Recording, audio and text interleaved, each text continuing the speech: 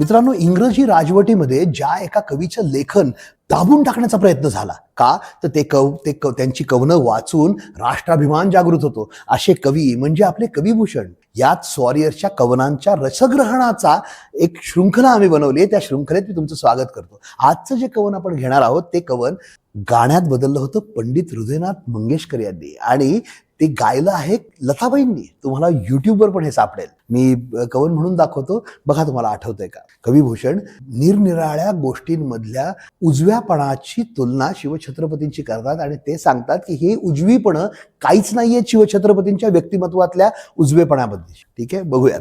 कवन काहीच असं आहे. कुंद कहाँ पय वृंद कहाँ अरुचंद कहाँ सरजाजस आगे, भूषण भानु कृसानु कहाब कुमान प्रताप महीतल पागे, राम कहाँ द्विज राम कहाँ बलराम कहाँ रन में अनुरागे, बाज कहाँ मृगराज कहाँ अति साहस में शिवराज के आगे. भन्नाट समजून घ्यायचा प्रयत्न करू. कुंद कहा, कुंदाचं फूल असतं माळरानावर येतं पांढऱ्या रंगाचं, त्याचा शुभ्रपणा कुठे. पयवृंद, दुधाचा शुभ्रपणा कुठे. अरुचंद्र, चंद्राचा शुभ्रपणा कुठे. सरजा जस आगे, जस म्हणजे यश, सर्जा म्हणजे शिवराय, शिवरायांच्या यशाच्या शुभ्रतेच्या पुढे कुंदाच्या फुलाचा शुभ्रपणा काय किंवा दुधाचा काय, चंद्राचा काय, हा सगळा शुभ्रपणा फिका वाटतो शिवछत्रपतींच्या यशाच्या शुभ्रतेपुढे. भूषण भानु कृसानु कहाब खुमान प्रताप महीतल पागे. भूषण म्हणतो की अहो हे सूर्य पृथ्वी या सगळ्यांवरती पसरलेली शिवछत्रपतींच्या प्रसिद्धीची, प्रतिमेचे उजळवणं जे आहे त्याच्यामुळे सूर्य वगैरे सगळे झाकळून गेले. ते काहीच नाही ज्याच्या शिवछत्रपतींच्या यशाच्या शुभ्रतेपुढे. राम कहा, प्रभू श्रीराम कुठं. एकाच युद्धात जिंकले ना, आमच्या शिवरायांनी किती युद्ध जिंकले. राम कहा द्विज राम म्हणजे परशुराम, परशुराम कुठं. ते पण काहीच नाहीत. परशुराम काही नाहीत, राम काही नाहीत, बलराम काही नाहीत.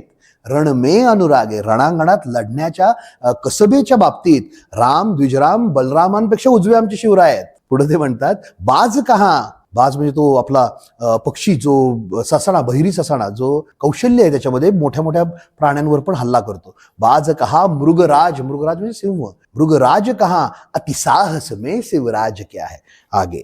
म्हणजे अतिसाहस, अतिशय धैर्याचं काही करायचं असेल, 4-5 लाखाच्या गराड्यात जाऊन शाहिस्तेखानावर हल्ला काढायचा असेल किंवा 1000 लोक घेऊन कारतलखानाला नमवणं असेल, या सगळ्या साहसाच्या बाबतीत सुद्धा बाज पक्षी काय आणि मृगराज सिंह काय ह्याच्याही पेक्षा शिवछत्रपती उजवेच आहेत. पटतं का तुम्हाला.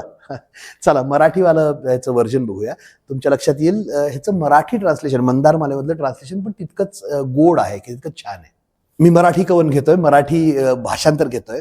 कोठे पयोवृंद तो कुंद कोठे, कुठे चंद्र सर्जा यशाच्या पुढे. कोठे पयोवृंद तो कुंद कोठे, कुठे चंद्र सर्जा यशाच्या पुढे. वानू कसा भानू किंवा कृशानू प्रतापा सवे हेच कोडे पडे. श्रीराम कोठे बळीराम कोठे, महाबाहू युद्धानुरागांतरी. श्रीराम कोठे बळीराम कोठे, महाबाहू युद्धानुरागांतरी. काकोल कोठे कुठे केसरी ही, कसे तुल्य तत्साहसाला तरी. कसे तुल्य तत्साहसाला तरी. भन्नाट दु आ तिवारी यांचं हे मंदार मालेतलं ट्रान्सलेशन होतं. बाळ कोल्हेटकरांनी सुद्धा एक खूप सुंदर ह्याचंच मराठी ट्रान्सलेशन केलेलं आहे. मी ते पण घेतो. तुम्हाला हे आवडतं का, ते आवडतं कमेंटमध्ये सांगा. याच कवनाचं, अवध भाषेत लिहिलेल्या कवनाचं ट्रान्सलेशन दुसऱ्या कवीने केलेलं असं आहे. कुंद कुठे पयवृंद कुठे, शिववदना पुढती चंद्र कुठे. तुझ्या प्रतापा पुढे कुठे, तो सूर्य कुठे तो अग्नी कुठे. तुझ्या प्रतापा पुढे कुठे, तो सूर्य कुठे तो अग्नी कुठे. राम कुठे द्विज राम कुठे, समरी शिवा बलराम कुठे. कुठे ससाणा सिंह कुठे, कुठे ससाणा सिंह कुठे. साहसगामी शिवरायांसम विश्वा माझी झेप कुठे. साहसगामी शिवरायासम विश्वा माझी झेप कुठे. आवडलं. पुढच्या भागात नवीन कवन घेऊन भेटूयात. तोपर्यंत जय शिवराय.